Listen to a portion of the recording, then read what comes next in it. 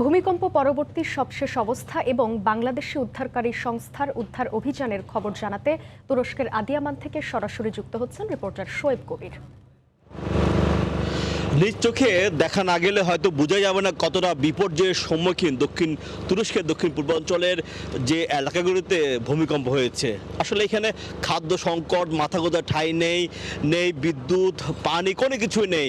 এই নানা সংকটের মাঝে আসলে দিন যাপন করছেন এইসব ভূমিকম্প হয়েছে এমন 10টি প্রদেশের বাসিন্দারা।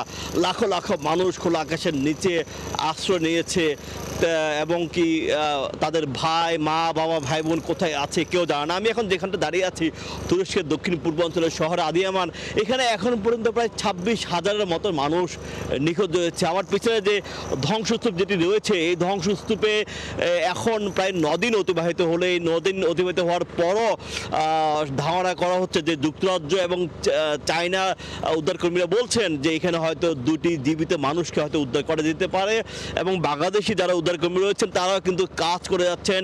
সূর্য ডুবে গেছে, তবে তাদের উদ্ধার কাজে কোনো কর্মবিরতি নেই, ক্লান্তিহীনভাবে তারা কাজ করে যাচ্ছেন। বাংলাদেশে যারা উদ্ধারকর্মী রয়েছেন, ফায়ার ব্রিগেডের সম্মানিত দল যারা রয়েছেন, তারা চেষ্টা করছেন।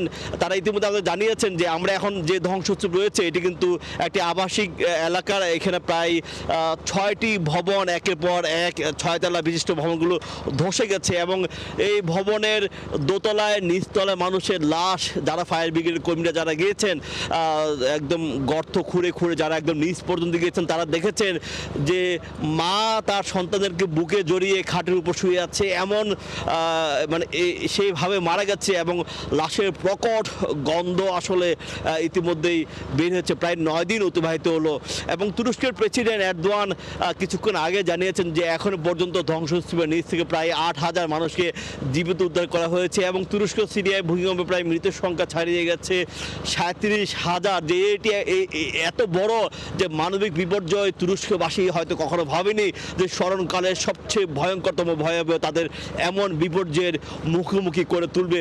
এখানে যে ধ্বংসস্তূপ যেটি রয়েছে, এই ধ্বংসস্তূপের সকাল থেকে কিন্তু বাংলাদেশ, আমেরিকা, ইউকে, চায়না, সুদানের উদ্ধারকর্মীরা কাজ চালিয়ে যাচ্ছেন। তারা ধারণা করছেন যে জীবিত যে 2টি প্রাণের তারা সন্ধান তারা ল্যাব ডিটেক্টর দিয়ে তারা বুঝতে পেরেছেন, তাদেরকে হয়তো তারা জীবিত উদ্ধার করার জন্য তারা প্রাণপণ চেষ্টা চালিয়ে যাচ্ছেন।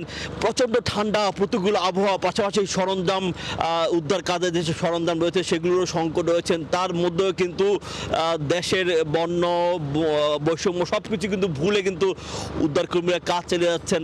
তারা বলছেন যে আসলে এই যে কাজ চালিয়ে যাওয়াটা তারা মানব জাতির জন্য তারা চেষ্টা চালাচ্ছেন অন্তত একটি প্রাণ যেন তারা জীবিত উদ্ধার করতে পারে, সেটাই যেন তাদের সার্থকতা। আপনাদের যদি আরও যদি বলতে চাই যে এখন পর্যন্ত প্রায় 81,000 মানুষকে আহত অসুস্থ মানুষকে চিকিৎসা সেবা দিয়ে হাসপাতাল থেকে ফেরত পাঠিয়ে দেওয়া হয়েছে। পাশাপাশি খোলা আকাশের নিচে আমরা দেখেছি যে মানুষ ঠান্ডার কারণে যে আগুন পোহাতে হচ্ছে, নাই মাথা গোঁজার ঠাঁই এবং খাদ্য সংকট বেশ করে ভাবিত হচ্ছে। ছোট ছোট শিশুরা মা বাবাহীন এতিম হয়ে গেছেন। এসব শিশুরা কিন্তু তারা জানে না তাদের কোথায় গিয়ে তাদের আশ্রয় হবে। এখন পর্যন্ত প্রায় 13,000 মতন শিশু এতিম হয়েছে বলে সরকারি যেসব সূত্রগুলো রয়েছেন সেগুলো আমাদেরকে বলছেন। পাশাপাশি একটা বিষয় জানিয়ে রাখা দরকার যে বাংলাদেশের সেনাবাহিনীর দল যারা উদ্ধার কর্মতৎপরতা চালিয়ে যাচ্ছেন, তাদের ধারণা করা হয়েছিল তাদের 15 তারিখ পর্যন্ত তাদের এখানে উদ্ধার কার্যক্রম